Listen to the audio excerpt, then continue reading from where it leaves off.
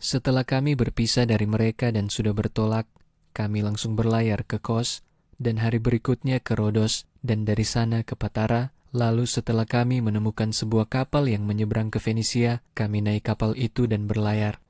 Ketika kami sudah mulai melihat Siprus, kami melewatinya di sebelah kiri kami dan tetap berlayar ke Syria, lalu turun di Tirus karena kapal akan menurunkan muatannya. Setelah berjumpa dengan para murid, kami tinggal di sana selama 7 hari. Dan melalui Roh Kudus, mereka terus menasihatkan Paulus agar tidak naik ke Yerusalem.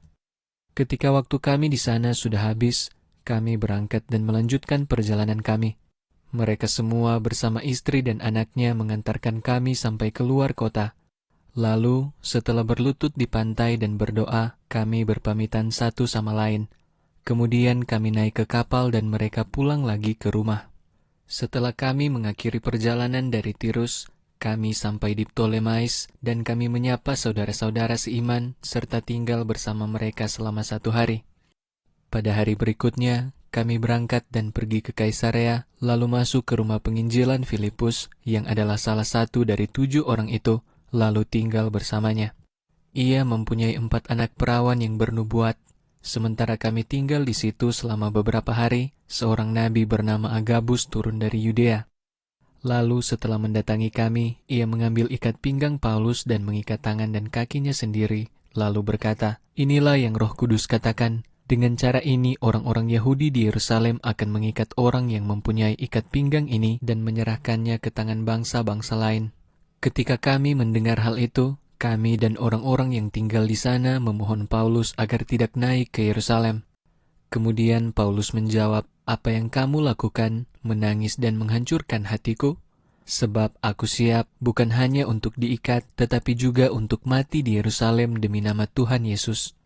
Dan karena Paulus tidak bisa diyakinkan, kami diam dan berkata, "Biarlah kehendak Tuhan yang terjadi." Setelah hari-hari itu, kami bersiap-siap dan berangkat ke Yerusalem. Beberapa murid dari Kaisarea juga pergi bersama dengan kami, sambil membawa kami ke rumah Manason orang Siprus, seorang murid sejak lama yang dengannya kami tinggal. Setelah sampai di Yerusalem, saudara-saudara seiman menyambut kami dengan gembira.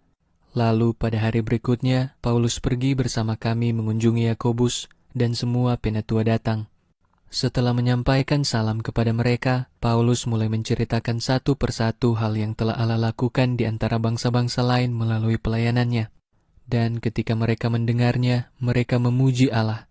Lalu mereka berkata kepada Paulus, "Lihatlah, saudara, berapa ribu orang di antara orang-orang Yahudi di sana yang menjadi percaya, dan mereka semua giat akan hukum Taurat, dan mereka telah diberitahukan tentang engkau, yaitu bahwa engkau mengajar semua orang Yahudi di antara bangsa-bangsa lain untuk menyimpang dari hukum Musa, sambil memberitahu mereka untuk tidak menyunat anak-anak mereka atau berjalan menurut adat istiadat kita. Lalu, apa yang harus kita lakukan? Mereka pasti akan mendengar bahwa engkau sudah datang. Oleh karena itu, lakukanlah apa yang kami katakan ini kepadamu. Ada 4 orang dari kami yang ada di bawah nazar, bawa mereka dan sucikan dirimu bersama dengan mereka, lalu bayarlah biaya-biaya mereka sehingga mereka dapat mencukur kepala mereka. Dengan demikian, semua orang akan mengetahui bahwa omong kosong hal-hal yang telah diberitahukan kepada mereka tentang engkau, tetapi engkau sendiri juga hidup menurut hukum Taurat. Namun mengenai bangsa-bangsa lain yang menjadi percaya, kami telah menulis surat dan memutuskan bahwa mereka harus menghindari dari daging yang sudah dipersembahkan kepada berhala-berhala, dan dari darah, dan dari apa yang sudah dicekik, dan dari dosa-dosa seksual. Kemudian Paulus membawa orang-orang itu, lalu hari berikutnya setelah ia sudah menyucikan dirinya bersama dengan mereka, ia masuk ke dalam bait Allah dan memberitahukan masa penyucian akan berakhir ketika kurban persembahan diberikan kepada masing-masing mereka. Ketika hampir genap 7 hari, orang-orang Yahudi dari Asia setelah melihat Paulus di dalam bait Allah, menghasut orang banyak dan menangkap Paulus sambil berteriak, "Hai orang-orang Israel, tolong! Orang inilah yang mengajarkan setiap orang di mana-mana melawan bangsa kita dan hukum Taurat dan tempat ini. Dan lebih lagi, ia bahkan membawa orang-orang Yunani ke dalam bait Allah dan telah menajiskan tempat suci ini. Sebab sebelumnya mereka telah melihat Trofimus orang Efesus bersama dengannya di dalam kota dan mereka mengira Paulus telah membawanya masuk ke dalam bait Allah. Kemudian seluruh kota menjadi gempar dan orang-orang datang berkerumun. Mereka menangkap Paulus dan menyeretnya keluar dari bait Allah, lalu pintu-pintu bait Allah segera ditutup. Sementara mereka berusaha untuk membunuhnya, sampailah laporan kepada kepala pasukan Roma bahwa seluruh Yerusalem sedang dalam kekacauan. Saat itu juga ia membawa para prajurit dan para perwira, lalu berlari turun kepada mereka. Dan ketika orang banyak itu melihat kepala pasukan dan para prajurit, mereka berhenti memukuli Paulus. Setelah itu kepala pasukan mendekati Paulus dan menangkapnya, serta memerintahkan agar Paulus diikat dengan 2 rantai. Lalu ia mulai bertanya siapa Paulus dan apa yang telah dilakukannya. Akan tetapi, sebagian dari orang banyak itu meneriakkan sesuatu dan sebagian yang lainnya. Dan ketika ia tidak dapat mengetahui dengan pasti karena kerusuhan itu, ia memerintahkan agar Paulus dibawa ke markas.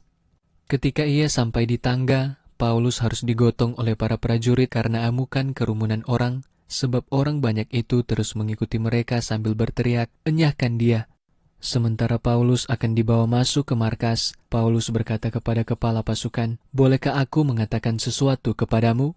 Dan kepala pasukan itu menjawab, "Kamu tahu bahasa Yunani? Kalau begitu, kamu bukan orang Mesir yang beberapa waktu lalu menimbulkan pemberontakan dan memimpin 4.000 orang pembunuh ke padang gurun?" Namun Paulus berkata, "Aku adalah orang Yahudi dari Tarsus, Kilikia, seorang warga dari kota yang penting. Aku mohon, izinkan aku berbicara kepada orang-orang itu." Dan ketika kepala pasukan memberi izin, Paulus berdiri di tangga dan memberikan isyarat kepada orang-orang dengan tangannya. Lalu ketika suasana sudah menjadi sangat tenang, ia berbicara kepada mereka dalam bahasa Ibrani dengan berkata,